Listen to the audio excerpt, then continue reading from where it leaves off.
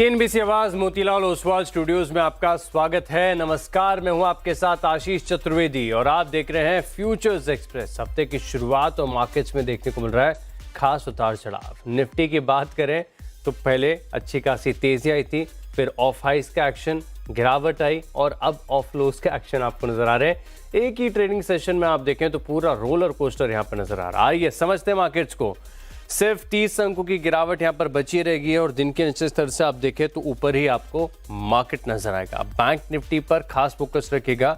ढेर सारे बैंक के क्वार्टरली अपडेट्स का असर है और तकरीबन 150 अंकों की बढ़त यहाँ पर आपको नजर आ रही है निफ्टी बैंक पर। ओवरऑल आप देखें तो स्मॉल कैप और मिड कैप इनमें भी ट्रेड है और इनफैक्ट काफी देर से मैं देख रहा हूँ गेंस बरकरार है। अब तो mid cap almost day high के करीब ही आ गया है। देखिए हाँ, बिल्कुल डे हाई के करीब ही आपको कारोबार करता हुआ नजर आएगा।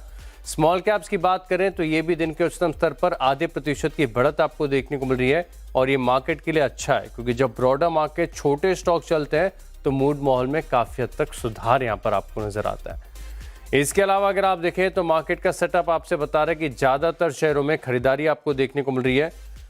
1996 शेयर ऐसे जहां पर आप देख सकते हैं कि बढ़त है। सिर्फ 941 ऐसे जहां पर आप देखेंगे कि गिरावट के साथ आपको कारोबार नजर आएगा। मार्केट स्टैट्स के बाद मार्केट का डेटा पूरे पर्सपेक्टिव से देखें तो इंडिया विक्स आपको जरूर 2% ऊपर नजर आ रहा है, लेकिन energy, oil and gas, FMCG, pharma ये है आपके लाल निशान में। बढ़त आपको पीएसयू बैंक्स में, बैंक्स फाइनेंशियल्स की हम चर्चा कर चुके हैं। डिफेंस पैक के स्टॉक्स 1% ऊपर, कैपिटल मार्केट्स में 1.25% की तेजी। आईटी ऊपर आ रहा है, ऑटो की रफ्तार धीरे धीरे बढ़ रही है। कैपिटल गुड्स हरे निशान में आधे प्रतिशत मूव के साथ और निफ्टी रियल्टी में गोदरेज प्रॉपर्टीज को देख रहा था 4-4.5% की तेजी है। तो रियल्टी स्पेस में भी एक्शन आप देखें तो तेजी का ही आपको नजर आएगा। कंट्रीब्यूटर्स के लिहाज से देख लेते हैं क्या एक्शन है खास। निफ्टी के कौन से स्टॉक्स हैं? एक्सिस है, एचडीएफसी, टाइटन और इन्फोसिस ठीक ठाक। बाकी गिरावट है रिलायंस, एसबीआई, सन फार्मा और भारतीय एयरटेल में। ये तो रही बात निफ्टी की, लेकिन बैंक निफ्टी में समझ में आ गया होगा कि स्टेट बैंक ऑफ इंडिया सबसे ज्यादा दबाव बना रहा है। आईसीआईसीआई बैंक, इंडसइंड बैंक का तो अपडेट भी कमजोर ही था। वहीं एचडीएफसी बैंक अपडेट के बाद अकेले 90 अंकों का कंट्रीब्यूशन एक्सिस बैंक ऊपर है, बैंक ऑफ बड़ौदा ऊपर है और पीएनबी की तरफ से भी आप देखें तो खरीदारी यहां पर आपको नजर आ रही है। अब समझ लेते हैं कि हीट मैप आपसे क्या कहना चाहता है। तो पूरे वायदा बाजार की ब्रेथ को समझने का बड़ा बेहतरीन तरीका है कि आप देख लीजिए कि कहां पर पोजीशनिंग ट्रेडर्स की कैसी देखने को मिल रही है।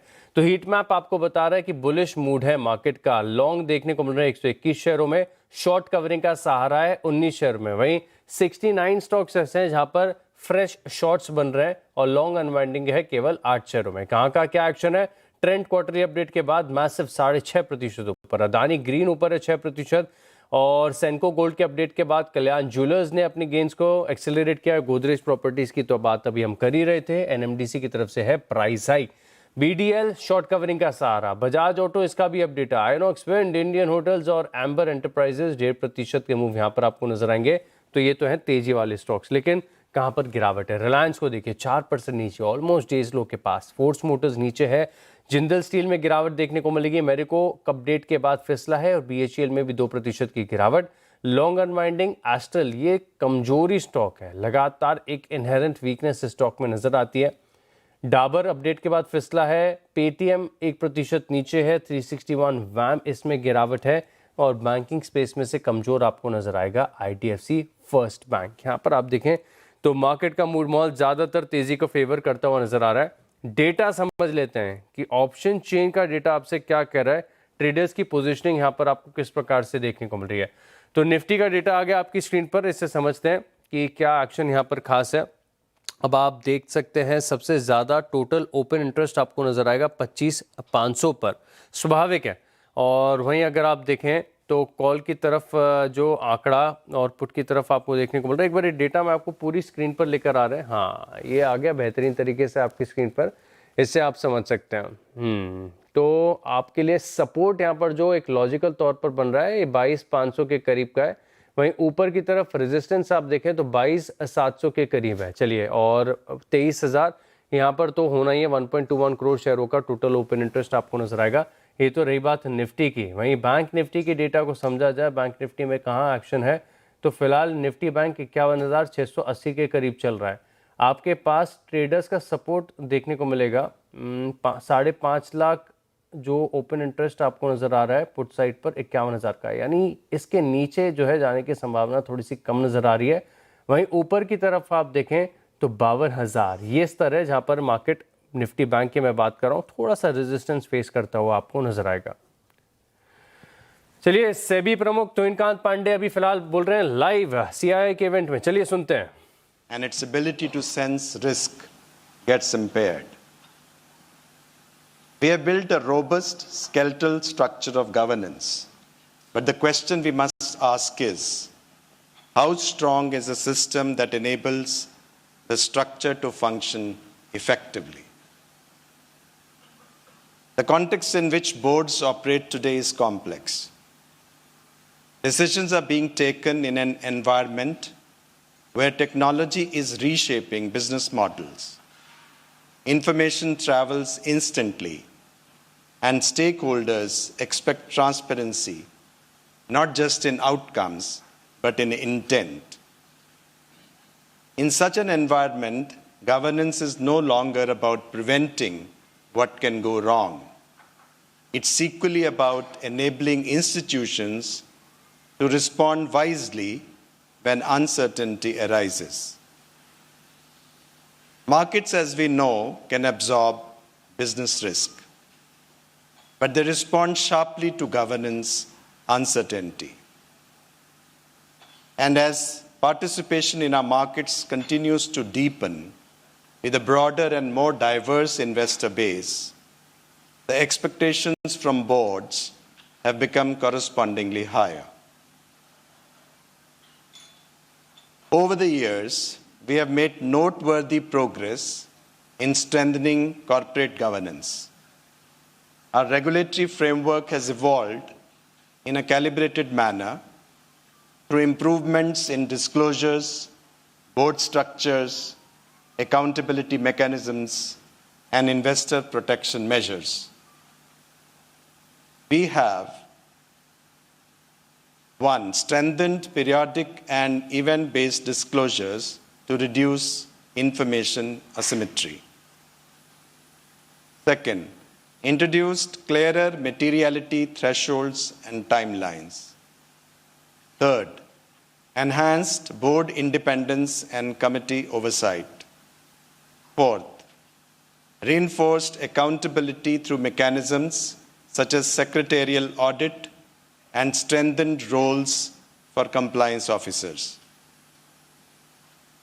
These measures have helped create a strong foundation. But a strong foundation doesn't automatically ensure effective outcomes. What we are increasingly observing is a gap, not in intent, not in regulation, but in translation.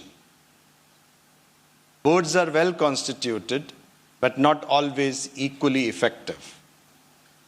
Information is available, but not always interrogated deeply.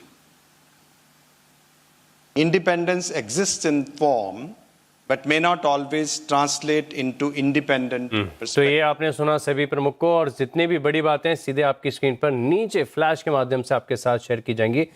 लेकिन चलिए futures express पर लौटते हैं। Nifty bank Nifty का data हमने फिलहाल के लिए देख लिया, लेकिन ऐसे मार्केट में कैसे ट्रेड करना चाहिए, कौन से स्टॉक्स आप रखेंगे, खास रडार पर बताने के लिए हमारे साथ जुड़ रहे हैं प्रॉफिट मार्च सिक्योरिटीज के आशीष बहेती। आशीष जी, स्वागत है आपका शो में। खुद का ही नाम लेना थोड़ा सा अजीब लगता है, कैसे देख रहे हैं सर? बहुत ज़्यादा उतार चढ़ाव है मार्केट में फिलहाल। कहाँ शुरुआत हुई थी, उसके बाद बढ़िया तेजी आ गई, अब फिर से ऑफलोज की रिकवरी है। डेटा को कैसे रीड करना चाहिए? Good afternoon Ashish ji. आशीष जी देखिए, एक्स ऑफ रिलायंस मार्केट में अच्छी स्ट्रेंथ बनी हुई है, और अगर मैं सिर्फ रिलायंस के कंट्रीब्यूशन को उठाता हूं तो शायद मार्केट 30-35 पॉइंट प्लस में दिखेगा, क्योंकि एक नेगेटिव कंट्रीब्यूशन रिलायंस का अप्रॉक्सीमेटली 70 पॉइंट्स का देखने मिल रहा है निफ्टी में। तो यहाँ पे निफ्टी में तो स्ट्रेंथ है, और जिस हिसाब से बैंक निफ्टी में आज HDFC और PSU बैंक्स में रैली हुई है, एटलीस्ट एक रिवर्सल पैटर्न बन रहा है, वो काफी इंप्रेसिव है। सिर्फ मार्केट में एक ही कंसर्न है अभी, वो है विक्स का कूल ऑफ होना। विक्स यहाँ पे से थोड़ा सा कूल ऑफ हो जाए, एटलीस्ट 22 के नीचे अगर स्लिप होता है तो फिर एक नेट लॉन्ग पोजीशन बनाई जा सकती है।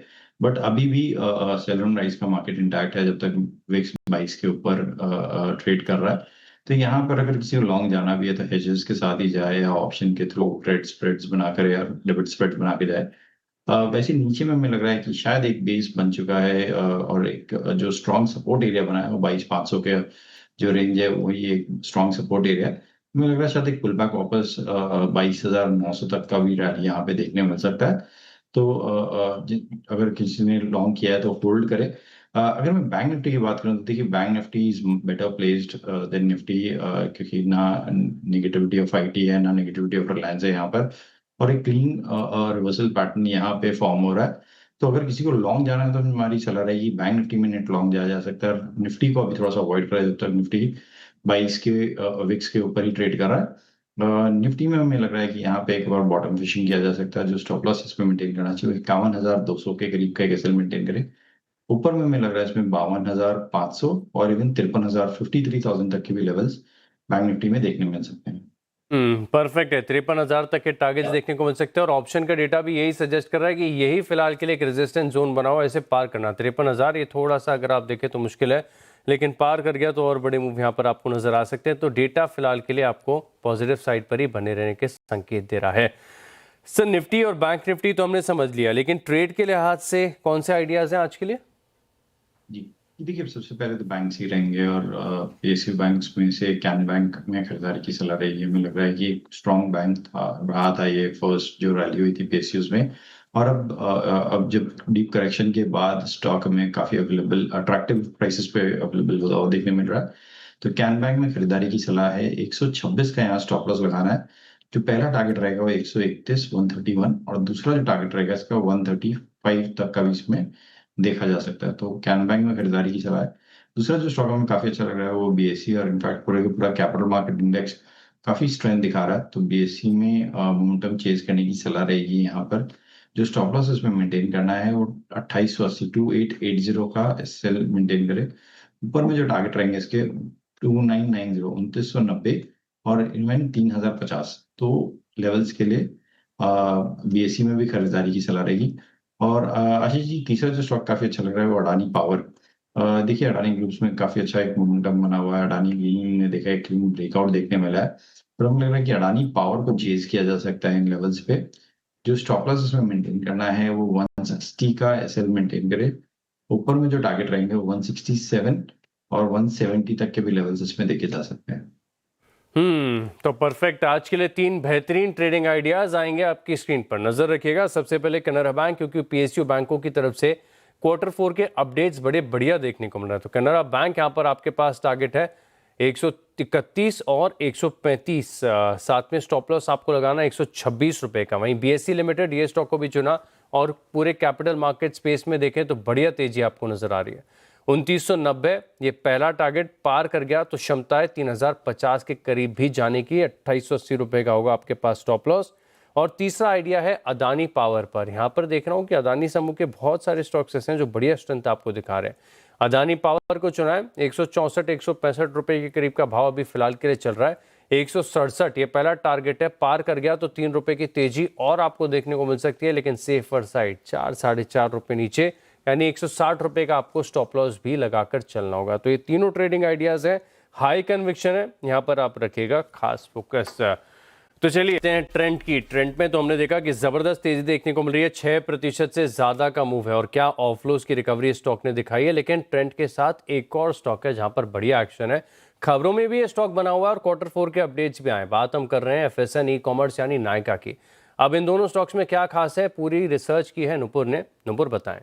बिल्कुल आशीष, कंज्यूमर और रिटेल दोनों ही सेक्टर फोकस में आज और अच्छे अपडेट्स आते हुए दिखे। ट्रेंड और नायका दोनों ही तरफ से शुरुआत करते हैं। ट्रेंड के साथ 6% से ज़्यादा की स्टॉक में परफॉर्मेंस आपको देखने को मिल रही है। Q4 के रेवेन्यूज़ देखें तो 20% की स्ट्रॉन्ग ग्रोथ यहाँ पर आती हुई दिखी। ऑलमोस्ट 5,000 करोड़ के आसपास आपको रेवेन्यूज़ नजर आएंगे। FY26 में 19,700 करोड़ का रेवेन्यू दर्ज कर लिया है। कंपनी ने 18% की ग्रोथ यहाँ पर भी आती हुई दिखे। इन सबसे ज़्यादा बाजार को पसंद आ रहा है इसमें जो मर्चेंटाइज की जो वैल्यू रेवेन्यू ग्रोथ आती हुई दिखी वो 21% की रही है Q4 में, और FY26 में देखें तो 19% की आपको ग्रोथ दिखेगी।